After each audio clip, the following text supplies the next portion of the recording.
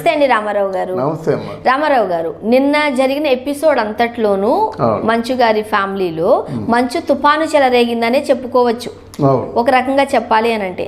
అయితే అప్పుడే గొడవ జరిగింది విష్ణు గారితో. అప్పుడే మనోజ్ గారు సోషల్ మీడియా వేదికగా పంచుకున్నారు, ఇలా కొడతారండి, ఇలా చేస్తారండి అని. ఇక్కడేమో తమ్ముడి పేరు తీయలేదు విష్ణు గారు, మనోజ్ కూడా అన్న పేరు తీయకుండా ఇలా కొడతారండి అంటూ విజువల్ పెట్టారు. ఇదంతా కట్ చేస్తే వాళ్ళ ఇంట్లో పార్టీ జరిగింది. మోనిక ఉన్నారు, మనోజ్ ఉన్నారు, విష్ణు ఉన్నారు, లక్ష్మి ఉన్నారు. మొత్తం రకరకాల వంటలు వండుకొని సొరబిట్టు, క్రాబ్స్, రొయ్యలు, మంచి విందు భోజనం చేస్తున్నారు, పీతలు ఇవన్నీ వేసుకుంటున్నారు. ఇవన్నీ చూస్తుంటుంటే అసలు ఏం జరిగింది? ఎవరన్నా ప్రజల్ని ఫూల్ చేయడానికి చేసిన ప్రాంక్ ఇది? అది అంటే ఫూడ్స్ అయ్యారు కదా, చేయడానికి ఫూడ్స్ అయ్యారు కదా. తీరా అంటారు అన్నమాట, మోహన్ బాబు గారు ఏమంటారు, ఎవరో నీకేమి చెప్పామా విడిపోతున్నామని, ఆస్తి పంపగాలని చెప్పామా? వాడు మా మనోజును విష్ణు ఇద్దరు కూడా ఎంతో ప్రాణ సమానంగా ఉన్నారు, వాళ్ళిద్దరిని మీరు విడదీస్తారా? ఇలాంటి మాటలు మాట్లాడతాడు. అంతేగాని జరిగిన వాస్తవం ఏమిటో ప్రపంచానికి తెలుసు. మీరు ముగ్గురు రోడ్డు మీద పడి నడుస్తున్న ప్రపంచం అంతా చూసింది. మీ ముగ్గురు అంటే విష్ణు, మోహన్ బాబు, మనోజు ముగ్గురు రోడ్డు మీద నడుస్తూ, వాళ్ళు వెనక జనం నడుస్తూ వెళ్తుంటే జనాలు ఏమనుకుంటారమ్మా? ఏదో గొడవ జరిగింది అనుకుంటారు కదా. అది కాదంటే మనోజు పోలీస్ స్టేషన్కి వెళ్ళి కంప్లైంట్ చేస్తా అనుకున్నాడు.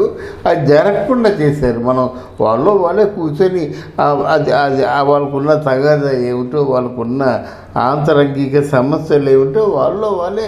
ముఖ్యంగా మోహన్ బాబు గారు సీరియస్ అయ్యారని తెలిసింది. లక్ష్మి గారు క్లారిటీ ఇచ్చారు. మళ్ళీ అసలు ఇంత గొడవ జరిగినప్పుడు కొంచెం టైం తీసుకుంటారు, కనీసం ఒక 2-3 రోజులైనా లేదు, 2-3 గంటల్లోనే మంచి విందు భోజనం చేశారు. రైట్, అది లక్ష్మీ తాలూకు ఆ రాజకీయ చతురత. లేకపోతే అవన్నీ ఎవరు తింటాడు, ఎవరు తిండ కదా. అన్ని ఐటమ్స్ చేసి పార్టీ ఇచ్చేసింది. అండ్ మటన్ వడ్డించేటప్పుడు ఇది మమ్మీ చేసింది అని కూడా ఏదో చెప్పినట్టు ఉన్నారు. అందులో ఏదో మొత్తానికి జరగలేనంటే ఇన్ని ఎక్కడ చేస్తారమ్మా ఇదంతా. బట్ అంటే ఏది ఏమైనప్పుడు కూడా అందరూ కూడా కడుపు మంటతో ఉన్నారు గనక ఆ కడుపు మంటని ఇలా తీర్చింది లక్ష్మి. అది అనుకో, లక్ష్మి గారి మరొకసారి తెలివితేటలని అనుకోవచ్చా? తెలివితేటలు కాదు, కుటుంబాల్లో ఉంటాయమ్మా.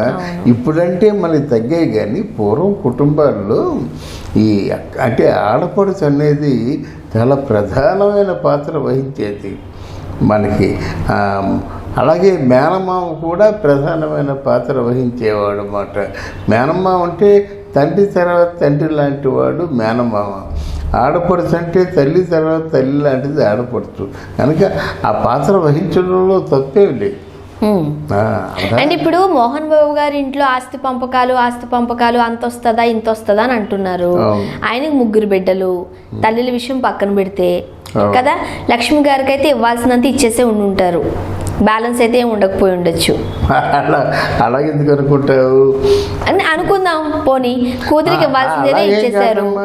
ఇక్కడ లక్ష్మి కంటే మరి వాళ్ళ అమ్మ బంగారం అంతా లక్ష్మికే ఇవ్వాలి కదా. అదే ఇచ్చే ఉంటారు కదా, అదే అంటున్నా. ఇవ్వాల్సినంత ఇచ్చారని అనుకోవచ్చు. లేదు, ఒకవేళ ఇవ్వలేదు అనుకుందాం, మీరు అన్న మాటే, ఉన్న ఆస్తి ఏదైతే ఉందో అది అయితే 3 బిడ్డలకి సమానంగా అంటారు. మేము ఉన్న తర్వాతో లేకపోతే మా తదనంతరమో అన్నట్టు ఏవో ఉంటాయి మాటలు. సో 3 బిడ్డలకి సమానంగా ఇస్తారు. లేదు అని అంటే కూతురు కాబట్టి ఇవ్వాల్సింది ఏదో ఇచ్చేసి మిగిలినది ఇటు విష్ణు గారికి, మనోజ్ గారికి సరి సమానంగా ఇస్తారు. దాంట్లో ఎందుకు అంత పెద్ద గొడవలు? గొడవలు అయితే ఇక్కడ ఉన్న ఆస్తి అంతా తిరుపతిలో ఉంది. ఆస్తి మొత్తం అంతా తిరుపతిలో ఉంది. అది 100 కోట్లు కానీ 1000 కోట్లు కానీ ఇక్కడే ఉన్నాయి. ఆ శంషాబాద్ ఇల్లు ఇక్కడ ఇల్లు ఉన్నాయి, పెద్ద ఇక్కడే ఉన్నాయి కాదు. ఈ ఇల్లు పెద్ద లెక్కలో ఇల్లు అది ఇవి. అందువల్ల తర్వాత అక్కడ మా విష్ణు ఏంటంటే గత 12 సంవత్సరాలుగా తిరుపతిలో ఉన్నటువంటి మోహన్ బాబు యూనివర్సిటీని ఆయన చెప్పు చేతుల్లో ఉంది. అది ప్రాపర్టీ కానీ, మంచి కానీ, చెడ్డ కానీ, ఆదాయం కానీ ఇవన్నీ మా విష్ణుకి తెలుసు అన్నమాట. మనోజ్కి ఇంట్రెస్ట్ లేదు, సంబంధం లేదు. కానీ ఆ క్లారిటీ రావాలి. ఇప్పుడు ఆయన ఒక్కడే ఆ యూనివర్సిటీని కైవసం చేసుకుంటే ఆ యూనివర్సిటీ ఎన్ని వందల ఎకరాలు, ఎంత పెద్దది అది, దాని మీద ఉన్న ప్రాపర్టీ ఈయనకేమిటి అనితో క్లారిటీ రావాలి. ఇక్కడ మోహన్ బాబు ఉన్నాడంటే ఇక్కడ మోహన్ బాబు తాలూకు సంపద మీద ఈయనకి ఏమిటండి క్లారిటీ రావాలి. ఈ అడిగితే మోహన్ బాబు కోపం వస్తుంది.